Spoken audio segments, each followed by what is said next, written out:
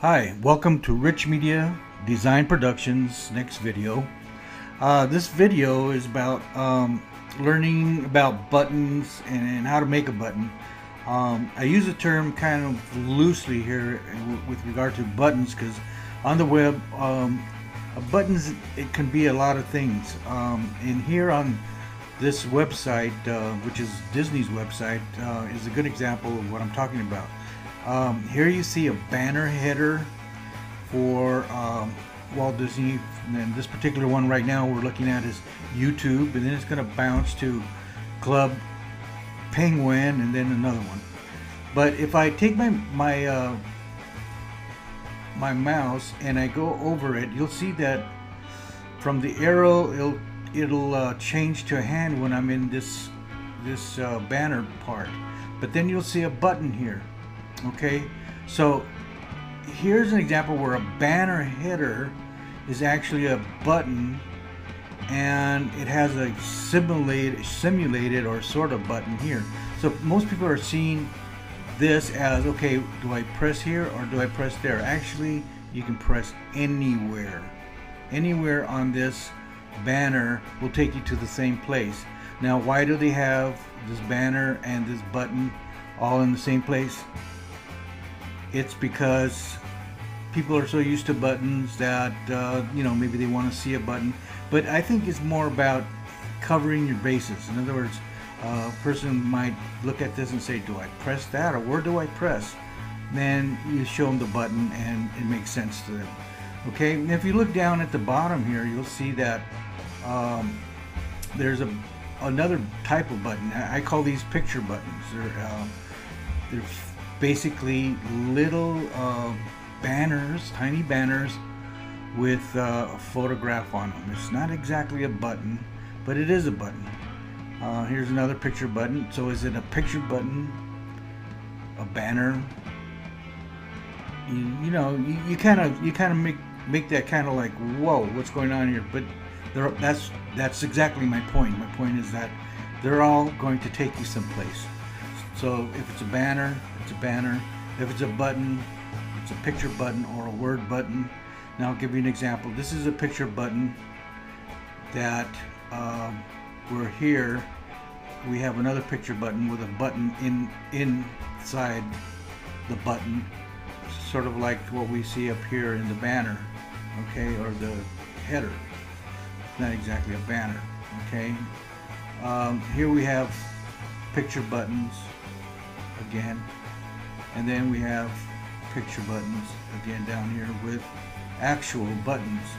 Now, are these related? No, they are not part of the same thing, because what we're talking about is what we call hot areas. Now, for example, if this is mostly for people that are building websites, there's a hot area where this whole banner all the way around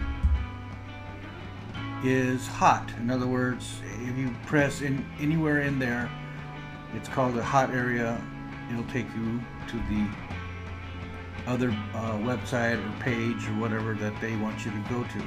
Okay, so this one down here, they're not related in that they're not connected. It's not a hot. This is a button, and then this is a button. So they're both buttons, but they take you to the same place, basically. Okay, more buttons, picture buttons here, more picture buttons, more picture buttons. Then you have an actual button, unrelated. See how it changed? Unrelated. Then you have down here what I called word links. Now, word links are buttons too. Buttons that will take you to a different page or a different website. It still basically does the same thing. Okay, I'm going to take you to the next website, which is the NFL website, and you'll see that they do basically the same thing. They have a lot of repetitive things that we saw on Disney. For example, this is a hot area button. This is a button, but it's a word button. And here's another word button, word button, word button. And they give you like clues as to whether they're links because they'll make them a different color. Okay, like here's black, and then you have your word links. Now this will take you to this particular page where they're talking about the Panthers, and then you have a picture that basically will take you to the same place. So you can either pick here, or as you can see, this is another link to take you to the same place. So you have three options: 1, 2, and 3. This is about convenience, ladies and gentlemen. Okay, that's why they do so many ways. And you know, as a graphic person, do you really need to know this? Yes, because basically you're working a lot of times. If you're not working on building the website yourself, you're actually helping the website builder or the IT person to build the website. So you're having to know these things is very important. Having to know that there's these types of buttons are essential for you to kind of like assist the web builder if you're not doing it yourself. Okay, so let's go on to building a button. Okay, first of all, I'm going to open up Photoshop, and I'm going to start with a new window, and we'll call it button 1. Okay, and we'll take this is already up here, and so I'm going to leave it. Okay, do I want it RGB? Yes. Here's RGB, and then you have different color modes that you could be in. RGB is basically for web, okay, or using it on your computer, using it on the web. CMYK is for printing. Since this is not going to be printed, but it's going to be used for the web, then I would say use the RGB instead. Okay, the other ones we'll talk about another time, though. Lab color, bitmap, and grayscale. For right now, we'll stick with RGB, but white background, and the size the same. Okay, and we'll see how it comes out. Okay, it's a pretty good size here. Okay, now I want to work in that size. No, it's a little bit too big. So what I can do is I can go to image size and bring it down from 6 inches. I can take it by percentage. Let's take it down to 25%. And see how it changed here. Now the resolution I left at 300, and the reason I leave it at 300 is because it's a habit that I've actually used now after learning many times. And when I work with anything, I work at a high resolution, and then I bring it down, because who knows, later on you could use it for other purposes, and you want it at a pristine stage. When you bring it down to, and you try to work at a low resolution, it doesn't always have the clarity and the sharpness that you need to have. And so by doing it at the high resolution, you can always drop it down. It's always the safest thing to do. So take that word of advice, work with high resolution. Start at, usually 300 is about the best place to be, because higher than that, you're actually putting too much strain on computer, excuse me, or anything less is really, lessening the clarity, sharpness of colors and gradations and all those kind of things. Okay, so let's go on. All right, so here we have the size, and it's a pretty good size for a picture button or a button. Do we want it, this vertical, or do we want it horizontal? That's up to you, the designer. You're working with people that are going to be kind of specific about what they want. So you're going to have probably different, let's say, it could be a circle, it could even be a shape. That's something that you could decide on as you go along. For example, do you want it to have rounded corners? So you go over here to the tools area, and you pick this, and you'll see that you'll have a rectangle, you'll have rounded cornered rectangle, you have an ellipse, you have a polygon tool, you have a line tool, and you have a custom shapes tool. Now I'm going to start off with the custom shapes tool, because it probably gives you the best idea about what you can pick up from the presets that Photoshop gives you. Okay, so you go to custom presets, and you'll see all these shapes that you can pick up from Photoshop that they pretty much give you. But let's say you wanted to build one yourself. It doesn't, let's say you wanted to build an octopus or star-shaped heart or something. I don't know. It doesn't really matter. Whatever you decide to do, you can do it with the pen tool. And if you haven't studied my pen tool lesson, go there, and it'll help you a lot in determining how to build certain things and what we're talking about now. Okay, so here we go. So let's say we're going to build with the rounded tool. So I'm going to go ahead and use this, and up here the radius is already set, so it's like a 2/10 inch. Okay, so it gives you a nice rounded corner. I can change that radius and do all kinds of things with it, but for right now we're just trying to get the basic idea of how to build a button. Okay, now I go over here where it says style. See, this is style. You can go to Windows and bring up styles, and you'll see them a little bit better over here. Okay, let me do that again because I lost it. Styles, Windows, styles. Okay, and here we have all the styles that are presets by Photoshop, so we can pick different things. So if I press one of these, look what happens to your design. It becomes a silver button. Here you have a red, like kind of like the neon outline thing, and then you have a yellow one with a drop shadow. You also have ones without the drop shadow. I believe I saw one. Maybe not. Okay. Now here's the interesting about these styles. You can go there and press it. Okay. Then go to your layers, and you'll see that style that you press to make it into this silver button has these effects applied to it over here, right under that shape that you put in there with the rounded corners. So if you wanted to modify this to any extent, you could actually go into the effects area by double clicking it. The effects area will come up, and you'll notice that there's drop shadow, there's inner shadow, there's inner glow, there's bevel and emboss, there's satin, color, gradient. Okay, and they're all there, satin, color, and gradient. And if you go in there, you can affect it. Well, let's try this. Now look what happens to the button when I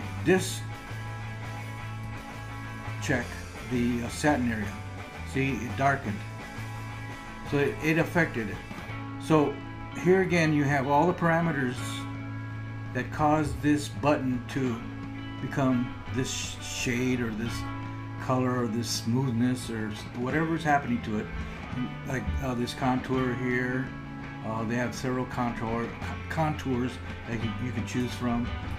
The pixel distance, the screen, all these angle things make a difference in what this button is going to look like. Okay, so basically I'm showing you this so that what parameters they give you in the presets for the styles doesn't necessarily mean you have to stay with it.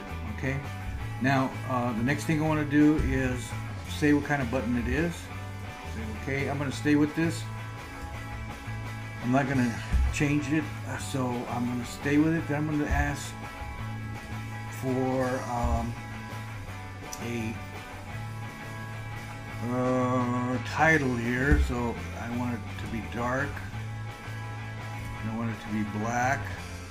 So I pick that, and then I choose my my type style. I have all kinds of type styles there. You might not have as many as I do, or you might have more, but you're going to pick the type style. So anyway, so I put let's call it the start button. So we'll go ahead and press start. Press the keyboard to type out start, Then we enlarge it to a size where we can see it, and then we put it on the button, and there you have it. Now I could either put it on the button or underneath, top, or the side, depending on if you have room on the sides to do it. In this case, I'll put it at the top or in the middle. And let's see, do I like that type style?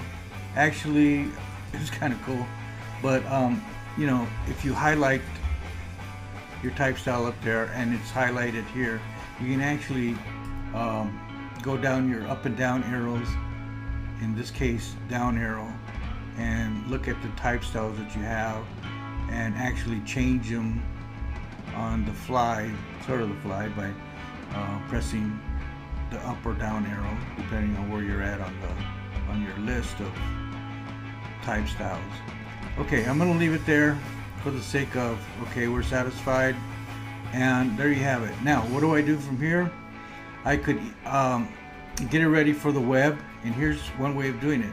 We have two layers, one layer here and one layer there. Okay, one is the actual button, the other one is the word. Now what I can do is I can press my shift key and gather them together, come up here to the corner and say merge layers. So that way they're together, right? They're one single layer. Okay, and if you notice, there's a little checkerboard behind it, meaning that there's no background to this layer. Now you don't want a background because let's say your website has its own background. All he wants to do is have a button that he can place on top of whatever background this website has, whatever color it is.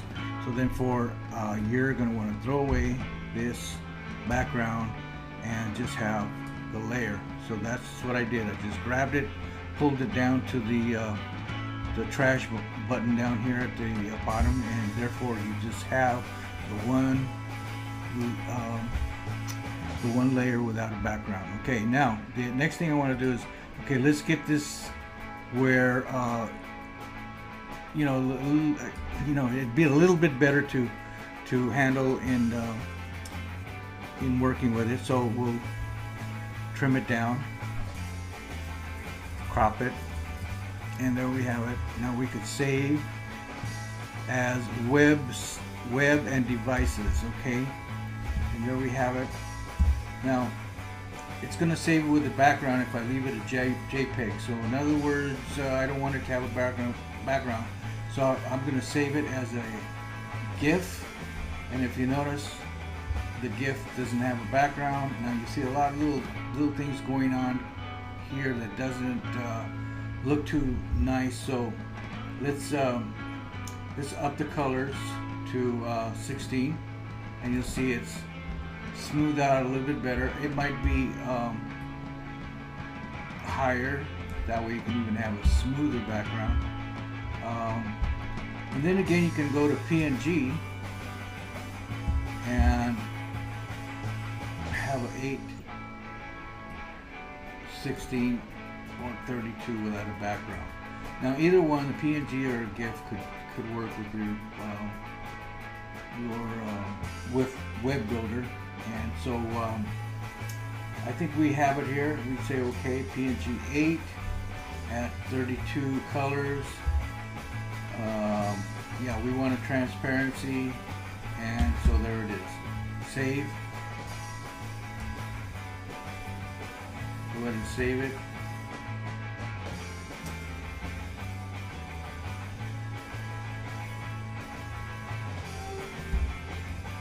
Once you save it in my documents, I don't want it there. I want it in my desktop. So there we go. Button 1.